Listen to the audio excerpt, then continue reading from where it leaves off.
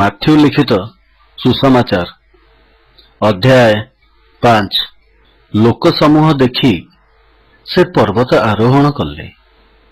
ପୁଣି ଉପବେଶନ କଲା ଉତ୍ତାରେ ତାହାଙ୍କ ଶିଷ୍ୟମାନେ ତାହାଙ୍କ ଛାମୁକୁ ଆସିଲେ। ସେଥିରେ ସେ ମୁଖ ଫିଟାଇ ସେମାନଙ୍କୁ ଶିକ୍ଷା ଦେଇ କହିବାକୁ ଲାଗିଲେ, ଆତ୍ମାରେ ଦୀନହୀନ ଲୋକେ ଧନ୍ୟ, କାରଣ ସ୍ୱର୍ଗ ରାଜ୍ୟ ସେମାନଙ୍କର। ଶୋକାର୍ତ୍ତ ଲୋକେ ଧନ୍ୟ, କାରଣ ସେମାନେ ସାନ୍ତ୍ୱନା ପ୍ରାପ୍ତ ହେବେ। ନମ୍ର ଲୋକେ ଧନ୍ୟ, କାରଣ ସେମାନେ ପୃଥିବୀର ଅଧିକାରୀ ହେବେ। ଧାର୍ମିକତା ନିମନ୍ତେ କ୍ଷୁଧିତ ଓ ତୃଷିତ ଲୋକେ ଧନ୍ୟ, କାରଣ ସେମାନେ ପରିତୃପ୍ତ ହେବେ।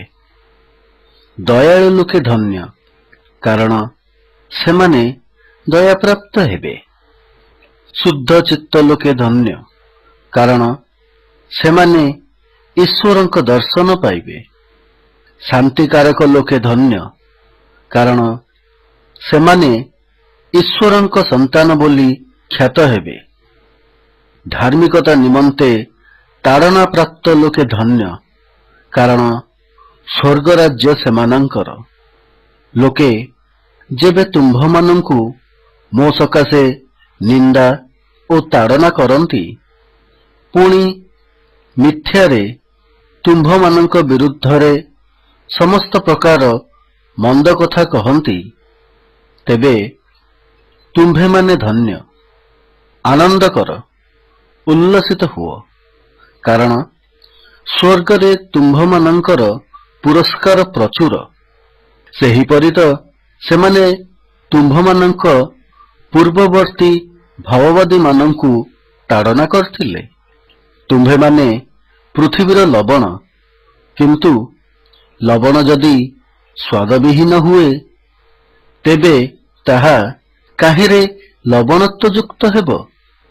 ତାହା ଆଉ କୌଣସି କାର୍ଯ୍ୟଯୋଗ୍ୟ ନୁହେଁ, କେବଳ ବାହାରେ ପକାଯାଇ ଲୋକମାନଙ୍କ ପାଦ ତଳେ ଦଳିତ ହେବାର ଯୋଗ୍ୟ।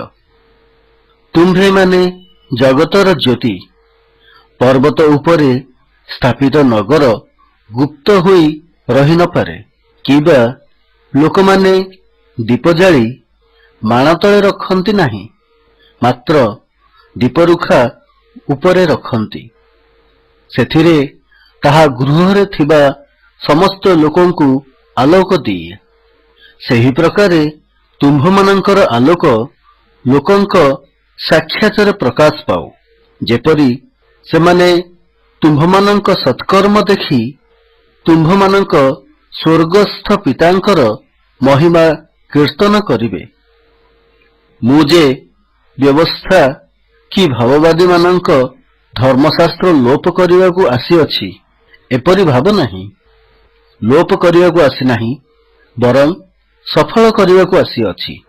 କାରଣ ମୁଁ ତୁମ୍ଭମାନଙ୍କୁ ସତ୍ୟ କହୁଅଛି, ଯେ ପର୍ଯ୍ୟନ୍ତ ଆକାଶମଣ୍ଡଳ ଓ ପୃଥିବୀ ଲୋପ ନ ପାଇବ, ସେ ପର୍ଯ୍ୟନ୍ତ ସମସ୍ତ ନ ଘଟିବା ଯାଏ ବ୍ୟବସ୍ଥାରୁ ଏକ ମାତ୍ରା କି ଏକ ବିନ୍ଦୁ କୌଣସି ପ୍ରକାରେ ଲୋପ ପାଇବ ନାହିଁ। ଅତଏବ ଯେ କେହି ଏହି ସମସ୍ତ କ୍ଷୁଦ୍ରତମ ଆଜ୍ଞା ମଧ୍ୟରୁ କୌଣସି ଗୋଟିଏ ଆଜ୍ଞା ଅମାନ୍ୟ କରେ ଓ ଲୋକମାନଙ୍କୁ ସେହି ପ୍ରକାରେ ଶିକ୍ଷା ଦିଏ, ସେ ସ୍ୱର୍ଗ ରାଜ୍ୟରେ କ୍ଷୁଦ୍ରତମ ବୋଲି ଖ୍ୟାତ ହେବ। କିନ୍ତୁ ଯେ କେହି ସେହି ସମସ୍ତ ପାଳନ କରେ ଓ ଶିକ୍ଷା ଦିଏ, ସେ ସ୍ୱର୍ଗ ରାଜ୍ୟରେ ମହାନ ବୋଲି ଖ୍ୟାତ ହେବ। କାରଣ ମୁଁ ତୁମ୍ଭମାନଙ୍କୁ କହୁଅଛି, ତୁମ୍ଭମାନଙ୍କ ଧାର୍ମିକତା ଶାସ୍ତ୍ରୀ ଓ ଫାରୁସୀମାନଙ୍କ ଧାର୍ମିକତା ଅପେକ୍ଷା ଅଧିକା ବେଶୀ ନ ହେଲେ, ତୁମ୍ଭେମାନେ କୌଣସି ପ୍ରକାରେ ସ୍ୱର୍ଗ ରାଜ୍ୟରେ ପ୍ରବେଶ କରିବ ନାହିଁ। ତୁମ୍ଭେମାନେ ଶୁଣିଅଛ ଯେ ପୁରାକାଳର ଲୋକମାନଙ୍କୁ କୁହାଯାଇଥିଲା, ନରହତ୍ୟା କର ନାହିଁ। ଆଉ ଯେ କେହି ନରହତ୍ୟା କରେ, ସେ ବିଚାର ସ୍ଥାନରେ ଦଣ୍ଡନୀୟ ହେବ। କିନ୍ତୁ ମୁଁ ତୁମ୍ଭମାନଙ୍କୁ କହୁଅଛି, ଯେ କେହି ଆପଣା ଭାଇ ଉପରେ କ୍ରୋଧ କରେ ସେ ବିଚାର ସ୍ଥାନରେ ଦଣ୍ଡନୀୟ ହେବ। ପୁଣି ଯେ କେହି ଆପଣା ଭାଇକି ମୂର୍ଖ ବୋଲି କହେ ସେ ମହାସଭାରେ ଦଣ୍ଡନୀୟ ହେବ। ଆଉ ଯେ କେହି ପାଷଣ୍ଡ ବୋଲି କହେ ସେ ଅଗ୍ନିମୟ ନରକରେ ଦଣ୍ଡନୀୟ ହେବ। ଅତଏବ ଯଦି ବେଦୀ ନିକଟକୁ ତୁମ୍ଭେ ନିଜର ନୈବେଦ୍ୟ ଆଣୁଥିବା ସମୟରେ ତୁମ୍ଭ ବିରୁଦ୍ଧରେ ତୁମ୍ଭ ଭାଇର କୌଣସି କଥା ଅଛି ବୋଲି ସେଠାରେ ତୁମ୍ଭର ମନେପଡ଼େ, ତାହାହେଲେ ସେହି ସ୍ଥାନରେ ବେଦୀ ସମ୍ମୁଖରେ ତୁମ୍ଭର ନୈବେଦ୍ୟ ଥୋଇଦେଇ ଚାଲିଯାଅ। ଆଗେ ନିଜ ଭାଇ ସାଙ୍ଗରେ ମିଳିତ ହୁଅ, ଆଉ ତାହାପରେ ଆସି ତୁମ୍ଭର ନୈବେଦ୍ୟ ଉତ୍ସର୍ଗ କର। ତୁମ୍ଭର ବିବାଦୀ ସହିତ ବାଟରେ ଥିବା ସମୟରେ ଶୀଘ୍ର ତାହା ପ୍ରତି ମିଳନର ଭାବ ଦେଖାଅ। କାଳେ ବିବାଦୀ ତୁମ୍ଭକୁ ବିଚାରକର୍ତ୍ତାଙ୍କ ହସ୍ତରେ ସମର୍ପଣ କରିବ। ପୁଣି ବିଚାରକର୍ତ୍ତା ତୁମ୍ଭକୁ ପଦାତିକ ହସ୍ତରେ ସମର୍ପଣ କରିବେ, ଆଉ ତୁମ୍ଭେ କାରାଗାରରେ ନିକ୍ଷିପ୍ତ ହେବ। ମୁଁ ତୁମ୍ଭକୁ ସତ୍ୟ କହୁଅଛି, ତୁମ୍ଭେ ଶେଷ ପାହୁଲାଟି ନ ଶୁଝିବା ପର୍ଯ୍ୟନ୍ତ ସେ ସ୍ଥାନରୁ କୌଣସି ପ୍ରକାରେ ବାହାରି ଆସିପାରିବ ନାହିଁ। ତୁମ୍ଭେମାନେ ଶୁଣିଅଛ, ଉକ୍ତ ଅଛି, ବ୍ୟଭିଚାର କର ନାହିଁ। କିନ୍ତୁ ମୁଁ ତୁମ୍ଭମାନଙ୍କୁ କହୁଅଛି, ଯେ କେହି କୌଣସି ସ୍ତ୍ରୀ ପ୍ରତି କାମ ଭାବରେ ଦୃଷ୍ଟିପାତ କରେ ସେ ତାହା ସଙ୍ଗରେ ମନେ ମନେ ବ୍ୟଭିଚାର କଲାଣି। ଆଉ ତୁମ୍ଭ ଦକ୍ଷିଣ ଚକ୍ଷୁ ଯେବେ ତୁମ୍ଭର ବିଘ୍ନର କାରଣ ହୁଏ, ତେବେ ତାହା ଉପାଡ଼ି ଫୋପାଡ଼ି ଦିଅ। କାରଣ ତୁମ୍ଭର ସମସ୍ତ ଶରୀର ନରକରେ ନିକ୍ଷିପ୍ତ ହେବା ଅପେକ୍ଷା ଗୋଟିଏ ଅଙ୍ଗ ନଷ୍ଟ ହେବା ତୁମ୍ଭ ପକ୍ଷରେ ଲାଭଜନକ। ପୁଣି ତୁମ୍ଭର ଦକ୍ଷିଣ ହସ୍ତ ଯେବେ ତୁମ୍ଭର ବିଘ୍ନର କାରଣ ହୁଏ, ତେବେ ତାହା କାଟି ଫୋପାଡ଼ି ଦିଅ।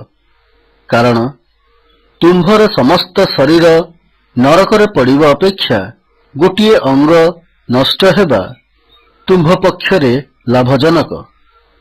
ଆହୁରି ଉକ୍ତ ଅଛି, ଯେ କେହି ଆପଣା ସ୍ତ୍ରୀକି ପରିତ୍ୟାଗ କରେ ସେ ତାହାକୁ ତ୍ୟାଗପତ୍ର ଦେଉ। କିନ୍ତୁ ମୁଁ ତୁମ୍ଭମାନଙ୍କୁ କହୁଅଛି, ଯେ କେହି ଆପଣା ସ୍ତ୍ରୀକି ବ୍ୟଭିଚାର ଦୋଷ ବିନା ଅନ୍ୟ କାରଣରୁ ପରିତ୍ୟାଗ କରେ ସେ ତାହାକୁ ବ୍ୟଭିଚାରିଣୀ କରାଏ। ଆଉ ଯେ କେହି ପରିତ୍ୟକ୍ତ ସ୍ତ୍ରୀକି ବିବାହ କରେ ସେ ବ୍ୟଭିଚାର କରେ। ପୁନଶ୍ଚ ତୁମ୍ଭେମାନେ ଶୁଣିଅଛ ଯେ ପୁରା କାଳର ଲୋକମାନଙ୍କୁ କୁହାଯାଇଥିଲା, ତୁମ୍ଭେ ମିଥ୍ୟା ଶପଥ କର ନାହିଁ, ମାତ୍ର ଆପଣା ଶପଥ ସବୁ ପ୍ରଭୁଙ୍କ ଉଦ୍ଦେଶ୍ୟରେ ପାଳନ କରିବ। କିନ୍ତୁ ମୁଁ ତୁମ୍ଭମାନଙ୍କୁ କହୁଅଛି, ଆଦୌ ଶପଥ କର ନାହିଁ। ସ୍ୱର୍ଗର ଶପଥ କର ନାହିଁ, କାରଣ ତାହା ଈଶ୍ୱରଙ୍କ ସିଂହାସନ। କିମ୍ବା ପୃଥିବୀର ଶପଥ କର ନାହିଁ, କାରଣ ତାହା ତାହାଙ୍କର ପାଦପୀଠ। ଜେରୁସାଲେମର ଶପଥ କର ନାହିଁ, କାରଣ ତାହା ମହାରାଜଙ୍କ ନଗରୀ। ଅବା ଆପଣା ମସ୍ତକର ଶପଥ କର ନାହିଁ, କାରଣ ତାହାର ଗୋଟିଏ କେଶ ଧଳା ବା କଳା କରିବାକୁ ତୁମ୍ଭର ଶକ୍ତି ନାହିଁ। କିନ୍ତୁ ତୁମ୍ଭମାନଙ୍କ ହଁ କଥା ହଁ ହେଉ, ନା କଥା ନା ହେଉ, ଏଥିରୁ ଯାହା ଅଧିକ ତାହା ମନ୍ଦରୁ ଜନ୍ମେ। ତୁମ୍ଭେମାନେ ଶୁଣିଅଛ, ଉକ୍ତ ଅଛି, ଚକ୍ଷୁର ପରିବର୍ତ୍ତେ ଚକ୍ଷୁ ଓ ଦନ୍ତର ପରିବର୍ତ୍ତେ ଦନ୍ତ। କିନ୍ତୁ ମୁଁ ତୁମ୍ଭମାନଙ୍କୁ କହୁଅଛି, ଦୁଷ୍ଟର ପ୍ରତିରୋଧ କର ନାହିଁ। ମାତ୍ର ଯେ କେହି ତୁମ୍ଭର ଡାହାଣ ଗାଲରେ ଚାପୁଡ଼ା ମାରେ ତାହାକୁ ଅନ୍ୟ ଗାଲ ମଧ୍ୟ ଦେଖାଇ ଦିଅ। ଆଉ କେହି ଯଦି ତୁମ୍ଭ ସହିତ ବିଚାର ସ୍ଥାନରେ ବିବାଦ କରି ତୁମ୍ଭର ଅଙ୍ଗରଖା ନେବାକୁ ଇଚ୍ଛା କରେ, ତାହାକୁ ଚାଦର ମଧ୍ୟ ଦେଇଦିଅ। ପୁଣି ଯେ କେହି ତୁମ୍ଭକୁ କୋଶେ ଯିବା ପାଇଁ ବାଧ୍ୟ କରେ, ତାହା ସାଙ୍ଗରେ 2 କୋଶ ଯାଅ। ଯେ ତୁମ୍ଭକୁ ମାଗେ ତାହାକୁ ଦିଅ। ପୁଣି ଯେ ତୁମ୍ଭଠାରୁ ଋଣ ନେବାକୁ ଇଚ୍ଛା କରେ, ତାହା ପ୍ରତି ବିମୁଖ ହୁଅ ନାହିଁ। ତୁମ୍ଭେମାନେ ଶୁଣିଅଛ, ଉକ୍ତ ଅଛି, ତୁମ୍ଭର ପ୍ରତିବାସୀକି ପ୍ରେମ କର ଓ ତୁମ୍ଭର ଶତ୍ରୁକୁ ଘୃଣା କର। କିନ୍ତୁ ମୁଁ ତୁମ୍ଭମାନଙ୍କୁ କହୁଅଛି, ତୁମ୍ଭମାନଙ୍କ ଶତ୍ରୁମାନଙ୍କୁ ପ୍ରେମ କର। ପୁଣି ଯେଉଁମାନେ ତୁମ୍ଭମାନଙ୍କୁ ତାଡ଼ନା କରନ୍ତି, ସେମାନଙ୍କ ନିମନ୍ତେ ପ୍ରାର୍ଥନା କର, ଯେପରି ତୁମ୍ଭେମାନେ ତୁମ୍ଭମାନଙ୍କ ସ୍ୱର୍ଗସ୍ଥ ପିତାଙ୍କର ସନ୍ତାନ ହେବ।